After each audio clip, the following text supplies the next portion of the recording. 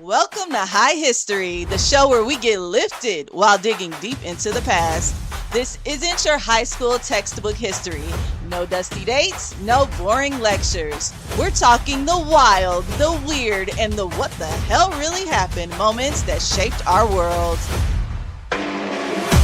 From revolutions to renaissance, from ancient queens to unsung geniuses, we bring you the stories that matter with a twist of comedy, culture, and community. So spark your curiosity and maybe something else. Lean back and let's get into some high history. Welcome to High History. I'm Nick, your Liddy librarian, the flame and the fact checker. And I'm Danny, your reefer rep, back in red and yellow. My name is Mo, and I'm the timekeeper first of her name. And on this episode of High History, we are going to talk about 1816, the year without a summer. So they actually called this the poverty year, and 1800 and froze to death. So that's another name for the year of 1816. What? Yeah, 1800 and froze to death. That's I know. So scary. it is. It's super scary because when you think about, so what happened was a volcano erupted. But when you think about volcanoes and like the whole list of all these volcanoes that ever exploded, this one never came up on my list. So it's not like the big ones like Pompeii. Yeah, not Pompeii, Vesuvius. Mount Vesuvius, Mount St. Well, Vesuvius was Pompeii. Yeah. Mount St. Helens, Mount Fuji, you know all those crazy eruptions, right? It's too much cake. I did not talk about any. I didn't even know about it. I didn't even know about this one. But anyway, so 1816. This is what else is going on in the world. Sophie Germain is the first woman to win a prize from the Paris Academy of Sciences for her paper on elasticity. So that's where we're at in the 1800s of it all.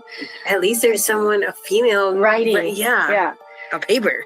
Lord Byron completes two famous poems. Oh, Lord Byron. Lord Byron. Parisina and Siege of Corinth. Gioacchino Rossini's comic opera, The Barber of Seville, that premiered at the Teatro Argentina in Rome, Italy. The Dutch retake Suriname from the French after the defeat of Napoleon. So this is like right after the Napoleonic Wars. Louis XVIII dissolves the French Parliament. That's a big thing. And then James Monroe is elected in the United States as the 5th president. James Monroe. James Monroe. Yeah. And so the biggest event of that year obviously was going to be the eruption of Mount Tambora. Oh, I have heard of Mount Tambora. Okay, I did not. Yeah, this is a big volcano. Huge. Okay. So it's April. Where is it again? So Tambora is on Sumbawa Island. It's in present-day Indonesia. So if you're looking at a map, you'll see Singapore, and then right below Singapore is Jakarta. And right below Jakarta is Sumbawa. So it's like April 5th, 1816. Springtime, right? Mount Tambora is a stratovolcano, which is a composite volcano. It's really tall with super steep sides. It's because of the viscous magma. Ooh, we learned about viscousness in did. the Boston molasses flood. Yeah, the viscosity of this. So it causes the lava to cool really quickly, which builds up these steep slopes, right? Which leads to violent and explosive events. You know what that reminds me of? What? In World War Z, when all of the zombies start piling on each other to get over the wall. I don't watch zombie movies. Oh, that's unfortunate.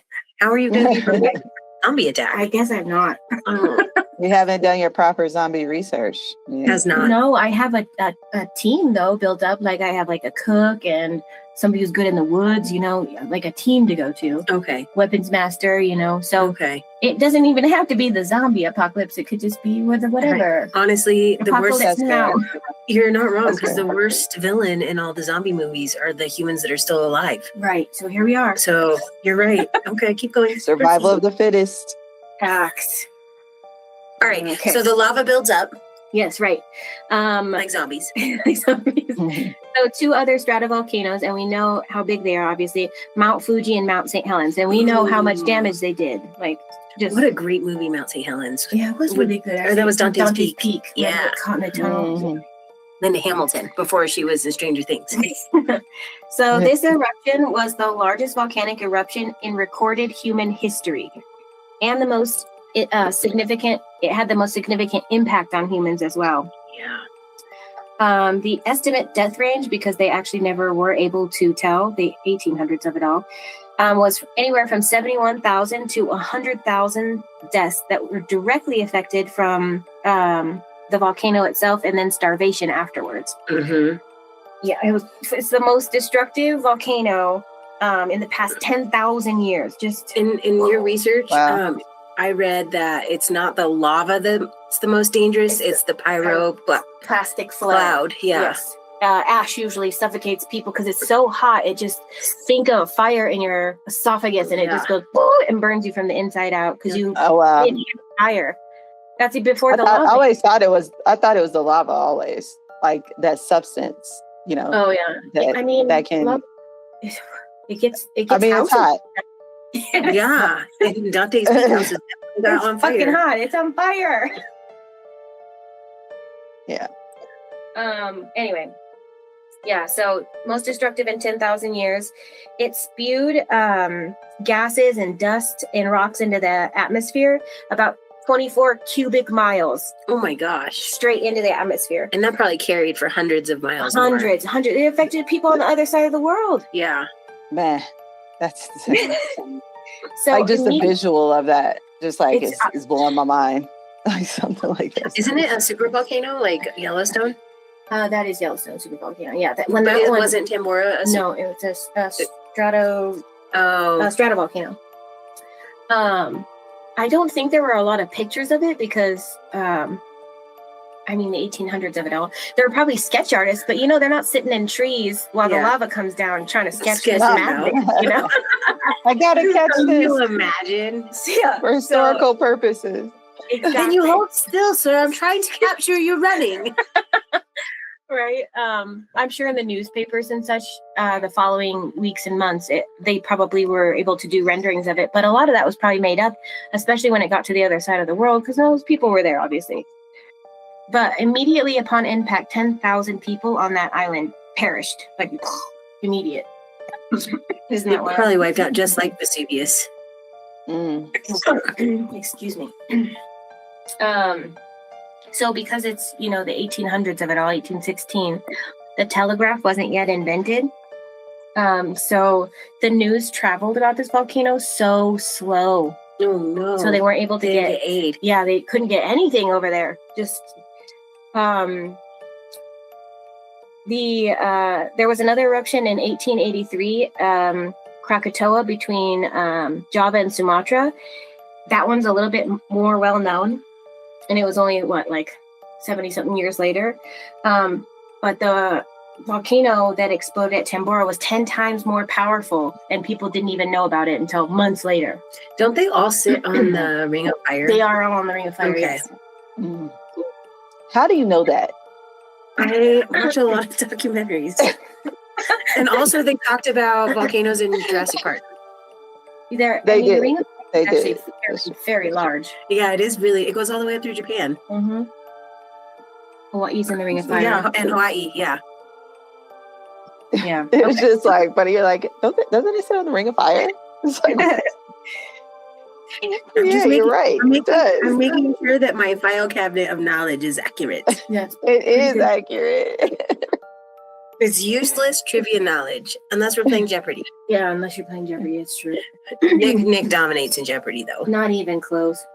I can see both of y'all dominating in Jeopardy. Honestly, Honestly, you have so many random facts in your pockets. Like it's crazy. Well, from that explosion, the climate impact, smoke released led to the most devastating sustained period of extreme weather in thousands of years. So it was like practically a mini ice age for yeah. a year or so. Ash particles in the stratosphere actually blocked solar radiation. So there was a massive amount of heat reduction and that blocked out the sunlight, basically. So it cooled everything, Yeah. which caused a volcanic winter that dropped global temperatures by 3 degrees Celsius, which is an average of 5.4 degrees Fahrenheit. But historians say anywhere from 2 to 7, depending on where you were in the world. But it dropped temperatures. That's enough to kill crops, livestock, Yeah. ocean life, Yeah. right? Like that's enough to disrupt everything. Yes. Yeah. And For no sure. sun, like plants aren't No, getting the sunlight that they And need. people are miserable. Can you imagine? No sunlight. People are assholes when they're they don't get vitamin D. There's True. actually a lot of studies They on are. this too. Because, like Washington and Oregon, they have SADS up there. It's seasonal anxiety and depression, I think. Oh yeah. disorder. Yeah. Seasonal. Because- yeah. How little sunshine and vitamin D they get. 'Cause it's It makes so sense. gloomy. Like they have to take vitamin D, Yeah. Yeah. like serious supplements in order to get to try to maintain some level of normalcy up there. Yeah, Colorado, because it sits so high up, You get not you good. don't get the good sun rays, so you also have a vitamin. We have a lot of sunshine in here, as much I would say as like California and Florida, Yeah. and that's why We're like the people end up- third, I think. Yeah, Everyone says Florida, but New Mexico has more days of sun. yeah, that's true. New Mexico's right up there, but we're so high in the atmosphere. Elevation. Yeah. We're elevated. We're elevated. Yeah, and educated. So we don't get the good sun rays. So Coloradans also have a high vitamin D deficiency. I take vitamin D drops, Smart. like a tincture. Small. I take it every day. Yeah. I hear tinctures are good for you. Do you I remember like the a episode tincture. of the cocaine tinctures? that Yeah. turned Oh my into the gosh, wine? Yeah. Shit, that's why we were all coked out on Mountain Honestly, if these folks had wine cocaine, they would have been able to outrun all of this Yes. lava and shit. Dew. Facts. So true. So true. gosh. All right, just kidding. Proceed. So, I mean, right, this huge volcano already erupted, or just erupted, but that same in the span of 5 years, there were other volcanoes that erupted. So it had already caused a significant amount of damage. So there was one that erupted in 1812, one in 1813, in the Caribbean and the Philippines, and one in 1814. So there were volcanoes erupting everywhere. So it was already causing massive amounts of trauma. And carbon emissions into the Yeah. atmosphere. And Oh yeah. For methane sure. gas is being released. Yeah, so Like how crop much sales- sulfur comes out every time there's one of those explosions? You know, like the hot springs around there, they get the sulfur explosions. Yeah. And Don't taste yeah, pink. don't taste pink. from the body. Yeah, but it killed crops. The cold weather, limited sunlight. It brought drought, famine. It was just freaking horrible, man. People were dying, and it was all over the world. Not a good time to be alive. Not a good time. The 1800s of it all. We've had a few discussions about this era. In Europe, the eruption happened directly after the Napoleonic Wars ended, which left Europe in disarray and complete destruction. It was hit especially hard because the temperatures decreased so much, but the precipitation increased, which caused, obviously, food became very scarce. Riots took place throughout the continent. It was a freaking disaster, and they were already bankrupt. It's not that money was going to help them with anything. But in Ireland, the climate change caused wheat, oat, and potato crops to fail. But it also coincided with a typhus outbreak, causing 40,000 deaths between the famine my and typhus. Wow. 40,000 in Ireland just knocked them out. That is wild. Yeah. So I was still in Europe. Artists and writers alike had works of art coming out of this era because they had a lot of shit to talk about, you know?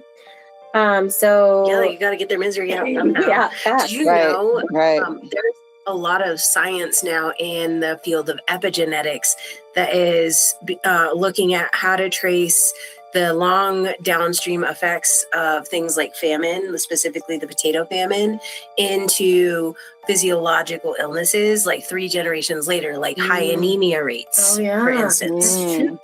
Yeah, I have read about that somewhere. Yeah, I've and heard about another it. one is looking into Latinos and Hispanics and high alcoholism leading to high diabetes and depression and anxiety. Yep, exactly.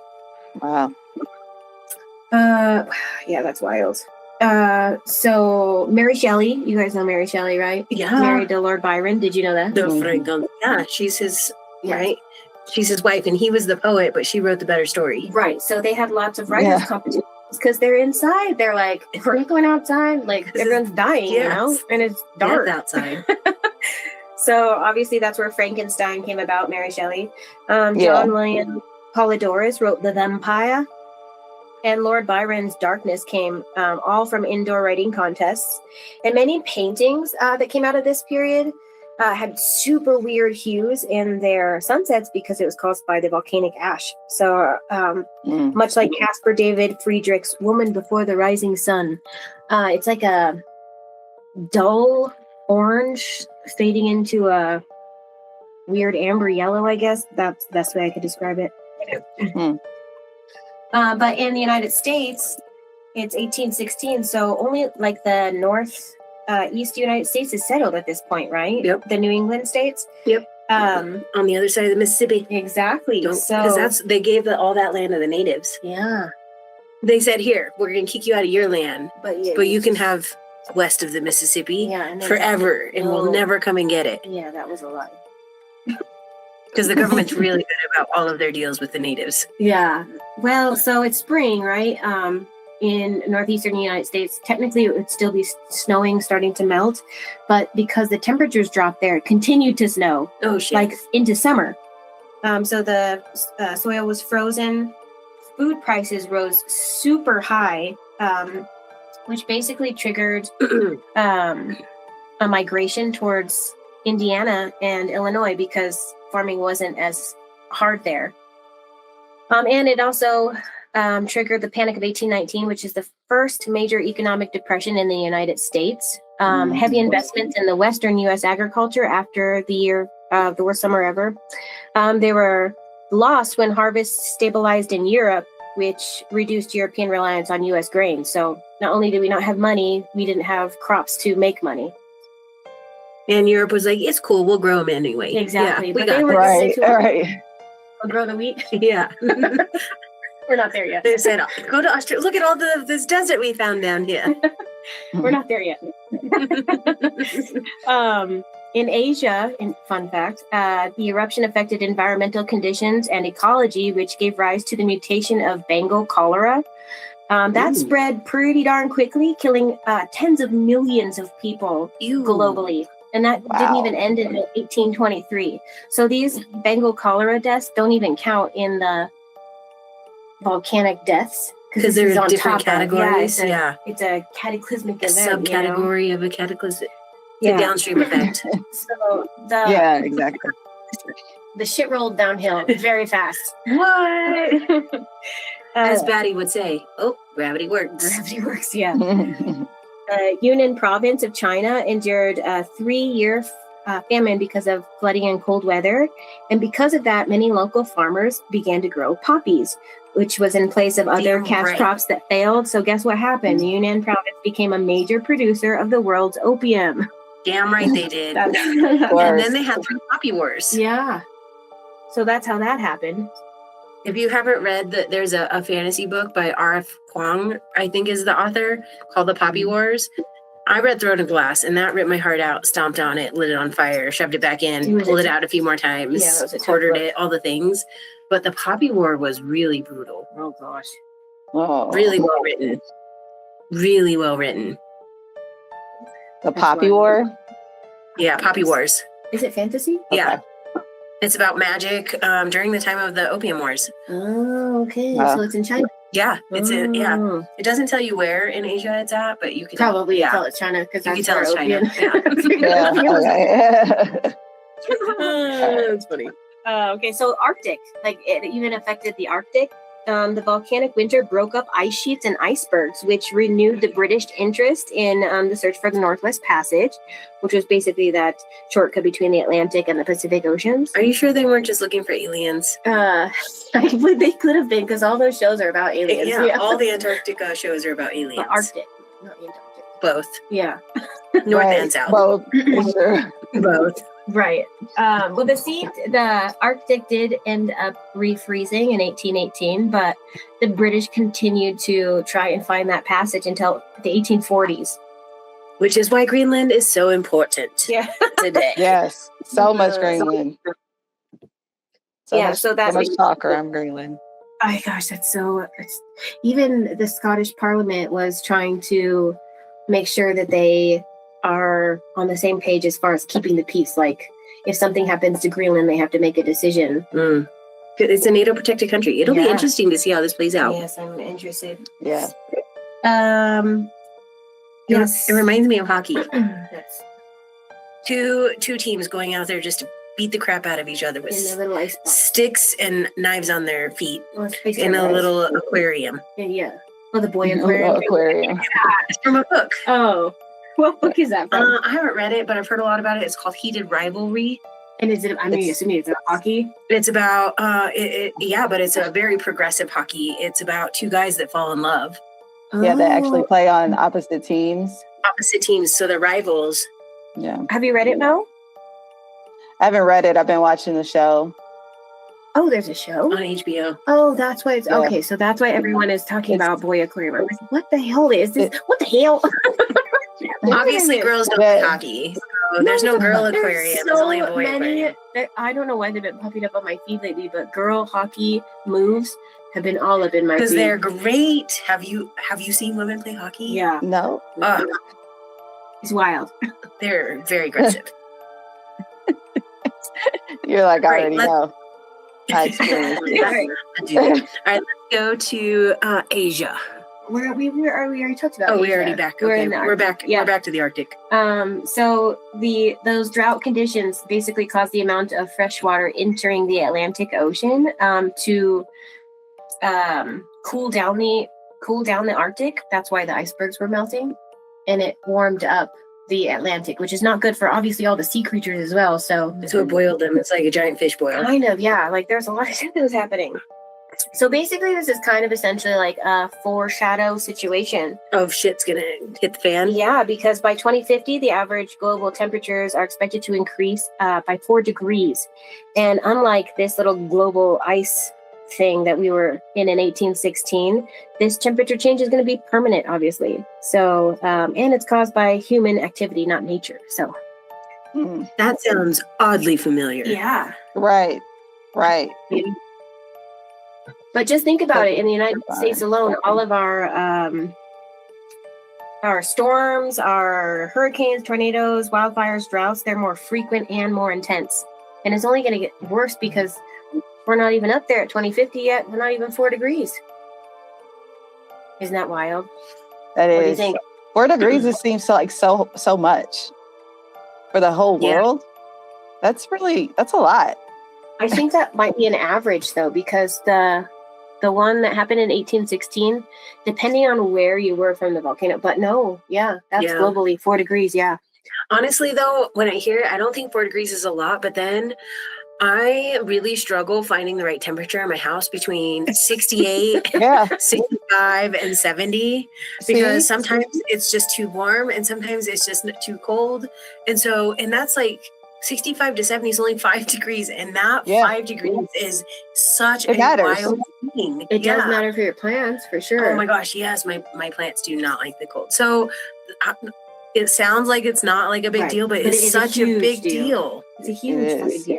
That's why I'm like, when you think about globally, like that's huge to me. Like that 4 degrees, that's a lot. I challenge people that don't think it's a big deal to put the thermostat down 4 degrees for the next week. But also, if you think about it, like if we're already, well, I say me, I already kind of technically live in a desert situation. Yeah. Can you imagine the critters that come with that? Like, I don't want those Afghanistan camel spiders coming at me in my sleep, you know? Right, those things are the size of cats. Have you seen the huntsman spider in Australia? No, I don't want to. Thank you. No. It's literally the size of a dog. Yeah, no, snakes, all that. Creepy crawlies, scorpions. That comes with desert. I mean, it comes also with the jungle. It comes everywhere. But we're not tropical. We're dry. Colorado is unique because of the elevation, and so it's harder for a lot of creatures to live up here, and because of the cold. Yeah. And that's why we have less bugs. Yeah, but if we rise 4 degrees, it's not going to be cold anymore. Yeah, that's true. Well, Very at true. one point, Colorado was the bottom of the ocean, like 200 million years ago. So Yeah, for that's sure. And we had Those giant dinosaurs. dragonflies the size of Dogs. rock. Yeah. Rock dog. Dang. Can you imagine Brought you down. living Sorry. Nope. in 1800s? a whole year of just like darkness It's like Alaska. and but full time. famine and everyone's getting sick? Oh, yeah. Diseases. That just sounds spreading. miserable. Sounds miserable. It sounds And this is right terrible. after everyone just died from dancing for like 6 weeks Right. straight. So, Exactly. we Exactly. are cursed again. That was 5 years prior, man. This is probably why they were like, burn the witches. Fair enough. Right. Somebody has to pay. Someone's always got, because even though there may be an Enacted explanation, God. I got to be able to blame someone. I have to put my anger on someone else. Can't Yep. be enacted God. That's still in practice today. Did you know that? Yeah, and a lot of insurance Yeah. actually. It's Oh, Uh, enacted coverage. God. Yeah. Mhm. That's Yeah. wild. Adulting is weird. Adulting is so weird. It's so weird. It's so Well, weird. This was like kind of a depressing story, Nick. I'm not gonna I lie. know. I'm so sorry. But It had is you heard about totally that volcano? No, I had not. Neither had I. And I know my volcanoes, like mostly to stay away from them. You know, like I'm I not know gonna my try and volcanoes. I'm not gonna try and hop up on one. You know what I mean? But anyway, so any last words?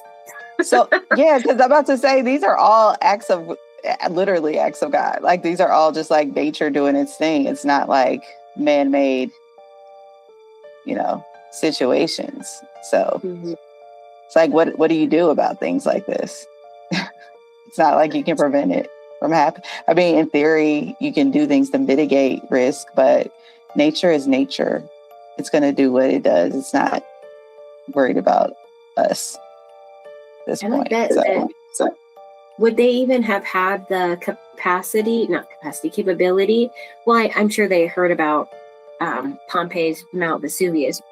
But do you think that they were thinking, oh, that could happen here? And the effects it would have globally, you know what I mean? mhm. Because I don't recall how, I'm sure Mount Vesuvius had an impact on all of everything south of Italy, right? Mhm. But I don't know if it went globally. Maybe something to Yeah. research. Yeah. I should think. Yeah, I should. I'm think sure it I'll did look go. that up. I think I would feel like it would go globally. I feel like it would jump into all of the air currents and the water currents. But did they talk about it? I don't recall. That's a good question. Where was it documented? Yeah. It sounds like the only way for humans to really survive then against the largest obstacle of time and nature is just to learn to adapt. Yep. And try to learn something. And that's part of the adaptation, but I Yeah. don't know. But you Seems got to like we be forget. open-minded to learn something. Ooh, okay.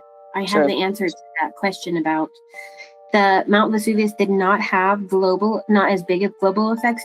Although it was like Tambora, that it spread ash, so it probably cooled and raised a few different places temperatures, but not as on a massive effect because it was nowhere near the size of Tambora.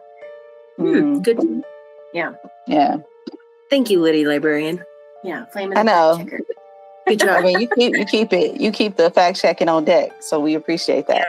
Keeping it lit. Keeping it lit. All right, y'all. Any last words from this episode? Stay classy, Tambora. Let's hope there's not a volcano erupting, but in the case that there is, be kind to one another and help a neighbor out and be, as Scar would say, be prepared.